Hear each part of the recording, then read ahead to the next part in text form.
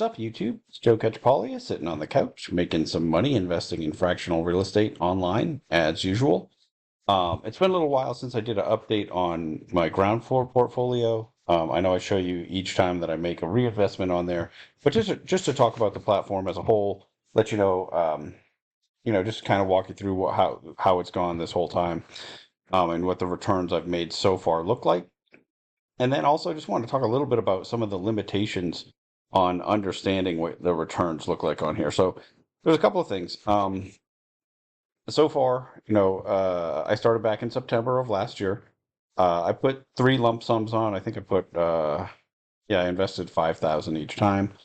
Um, I wasn't sure how much I would need to put on here to be able to continually invest in basically every note that comes on the platform, which is what my goal is. And I say note, but it's really their LROs that I'm investing in, right? These limited recourse obligation. I think they're actual securities, but the ones that come up when you click on the invest tab, I haven't been putting anything in the flywheel portfolio. But what I'm basically doing is putting some money into every single one of these that comes onto the platform. I thought that I'd have to like keep putting money on every month, but it became clear, really quickly that they pay off quicker than I thought, and so I've been able to just reinvest a little bit every month, and so I think $15,000 is actually plenty to run this experiment, which is why I haven't been putting any more in here. It's also, out of all the fractional real estate sites that I'm invested in, it's one of the lower return platforms, and so um, and it's relatively simple too. So I haven't put a whole bunch of money on here. I think I've got some other real world investments that I think of as like my lower return but lower risk money. And when I cash out of those, I'll probably move it onto here. Because that's sort of where I see this fitting into my investment portfolio as far as fractional real estate online goes, right? I mean, these are pieces of mortgages. They're in first mortgage position, and they're relatively short term. And they're all underwritten by the ground floor company. They give us some decent data, and so I feel relatively good at saying it's the risk return, risk to return, or the risk adjusted return is pretty good, even though you can see, oh, where did it go? Yeah, I gotta go into here. You can see, I've made 11.3% has been my average return since getting on there. Um, but it's not, which I think is significantly lower than what I'm making on some of the other sites. But at the same time, I think that I'm taking on a lot less risk here. As always, just because I invest on this platform doesn't mean that you should. Just because I'm using a certain strategy doesn't mean that you should. You want to do your own due diligence on the platform, and then also on the individual notes. I've decided to just spread my risk across all of them in small pieces. This site makes it very easy to do that, and for what my goals are, I think that that's a perfectly reasonable approach. But you want to think about that. Some people that I know are using this platform very differently than I am. Maybe you're just using the flywheel portfolio. Some of them are just buying the actual notes. So there's different ways to invest, but this is the one that I think makes the most sense for me. I just want to dig in a little bit, and tell you, as far as what I've got right now. I own a total of pieces of 130 different notes. My first one I bought back in, oh yeah, this takes a little while to load each one, but yeah, the first one bought all the way back in September of last year. You can see at that time I was buying a little bit bigger pieces of notes, especially when I put my second chunk of money in and second and third, then, I was buying bigger pieces because there were not a lot of notes on there compared to the money that I was moving onto the platform. But ever since then, you can see the number has fluctuated mostly between 50, 80, $100, and all I've been doing is, as a note pays off, I've been spreading that money across all of them, and so it's letting me. I think I'm going to continue to experiment with the site at about this rate, just leaving what's on here. So what I think is kind of interesting is these, the closed notes and they're extended. So a total of 30 notes that I've have been paid off. 30 of the loans, so 38. 8 of those were extended before they were paid off.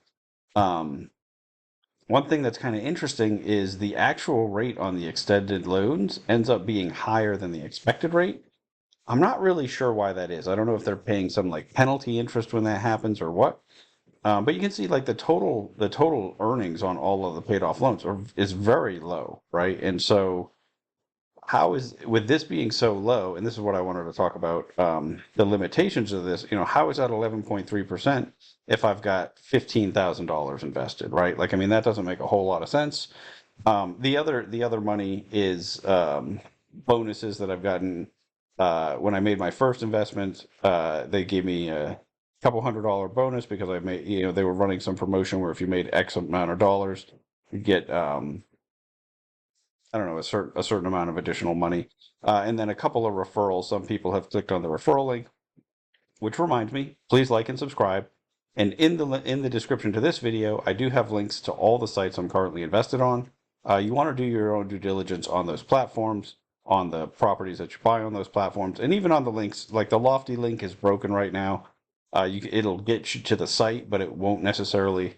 I don't know if it gives you the certificate and you can't use it yet, or if it doesn't even credit you with the gift certificate at the moment. They're working on it, but it seems like it's taking them a long time to fix that. So any of those you want to check on those. There's also a link to our Discord where many of us talk about our fractional real estate investing. So that's again in the description to this video. If you want to see more about Groundfloor specifically, there is a playlist in my channel for Groundfloor. And it goes through from my first impressions to going over the ground floor or the flywheel portfolio and the investment wizard and those things. But today I'm not going to rehash any of that. Just want to talk a little bit about some of what's going on as far as with the return calculation. So one of the things is the actual that it's showing. It's not basing the return on however much I have invested. It's just basing it off of what's paid off so far, I believe. I think this is how it's doing it. Although this number doesn't quite match up with that perfectly, so I'm not even sure that's what it's doing there. Um, but because the notes that are outstanding, they continue to accumulate interest, but until that loan is paid off, you don't get paid any interest. And so I think until I have a couple of years on here, it's not going to be completely clear the amount of or return that I'm getting. In addition to that, one of the things that I've heard from people that have invested on Groundfloor longer is that you end up getting more defaulted loans, and those either take very long to pay off, or they might pay off short, or they might never pay off. Right? There's some chance that you'll lose your money entirely. You have to dig into that on your own to decide what you think the risk of that is. So far, with 130 active loans and plus another 38 paid off loans. It means I had 168 loans in total. None of them have moved into default, but a whole bunch have moved, 9 have moved into this extended status. I had 8 that moved there and paid off. Um, and then, so I want to show you just the one that is active and an extended and why I think that it moves into this status. Because it's a little bit, what is this? Okay, good. It didn't log me out. So I could have sorted. I should have just done that. But so it's this particular one. It's extended. Let's see. And those don't. So I'm going to do this so we can. It's actually a little bit more clear. So, oh nope, don't do that. Here we go. Forming extended. So I bought this in October. It matures in June, right? June 2nd. So it's funny to say that it's extended right now because we're still in April, right? Sorry about that. Just had my recorder freeze. It doesn't like when I open and close windows while it's recording for some reason. But so I was just pointing out, it is it hasn't matured yet, so it's funny that it's shows up as extended. But I had found a note somewhere in the system. I couldn't find it today to show you, but it just basically says that this means we're either extending the loan or there's some negotiation for a workout, which means like maybe they're worried about being able to sell the asset for enough to actually pay off the loan. And so I wanted to dig into this one to see, well, is that really the case here? They said back in over a month ago they were in negotiation to pay it off at that time. So I pulled up, this is the actual investment itself. total loan amount is, $279,990. Um, I don't know. I don't think this loan amount includes the accumulated interest. I think that would be something that I should know. Let's see. Total project cost, ground floor, skin in the game, total cost of project. Yeah, that's interesting. I'm not sure. But you can see back when they did this original loan, they thought it's going to sell for 400,000. That gives them a pretty big cushion.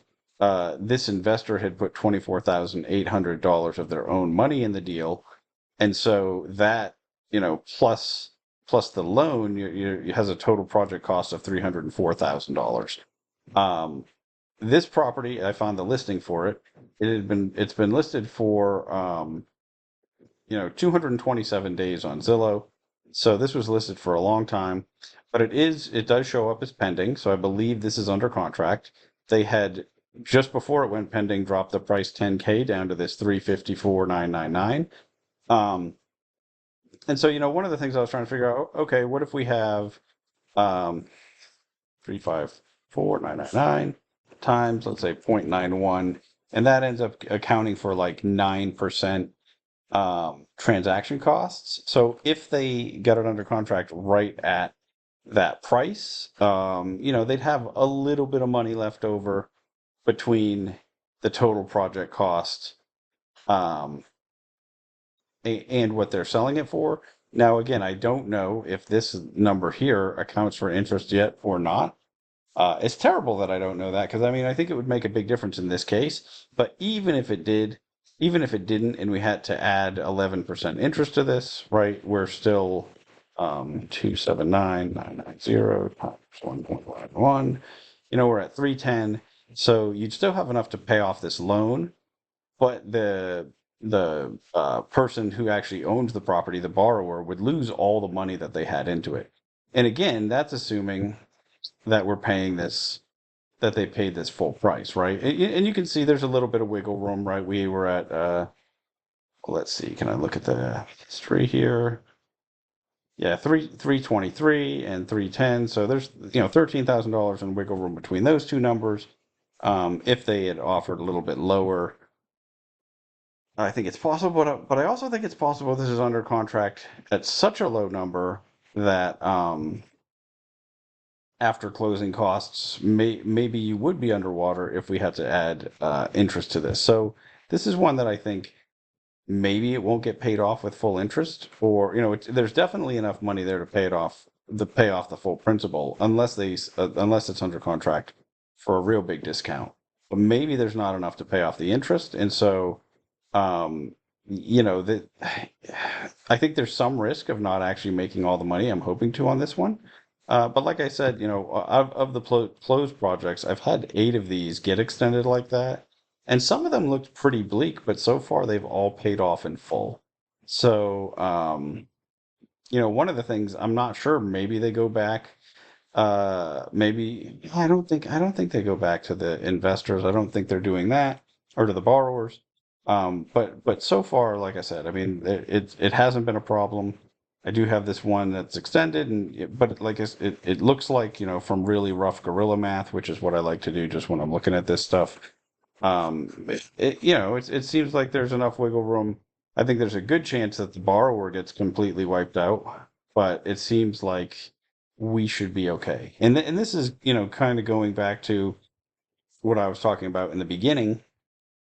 Even though they show the borrower's skin in the game as the bottom, right? Like the risk of this, they're actually they're higher than us, right? So because of we have a first mortgage, when this sale happens, the loan should get paid off first. And so, yes, that borrower might lose that money, but as long as there's enough to pay back this note and interest, we end up perfectly fine. So it'll be interesting to see how that turns out. If this does turn out to be one where I actually, don't make the money that I think I did, or where I lose some. But so far it seems like I've been pretty lucky. One of the things I'm curious about, people, the couple of the people that have mentioned, having a lot of defaulted mortgages, is how far back in time were they investing in these deals? and how long it took before they started to get defaults. Because I think a couple things could be happening. One, I think our market today is much different than the market when Ground Floor first started. It was much tougher to be a flipper in a lot of places 10 years ago, and I think Ground Floor is maybe 10 or 11 years old now. Um, so it's possible that the markets were tougher then, although, we're going to start to see that again. I think it's also possible that Ground Floor has gotten better at doing their underwriting, so that doesn't keep happening. Um,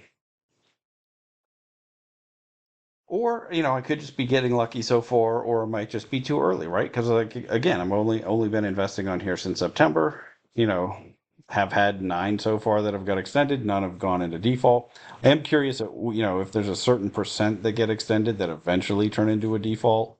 Um, and maybe it'll happen once I've started to have like hundreds or maybe even thousands of loans that I've gone through on here. But overall, it seems like we're getting a pretty good. I mean, that's actually, if you think about it, that extended rate is quite a bit. Like for ones that are paid off, like it's almost 25% of my paid off loans. Um,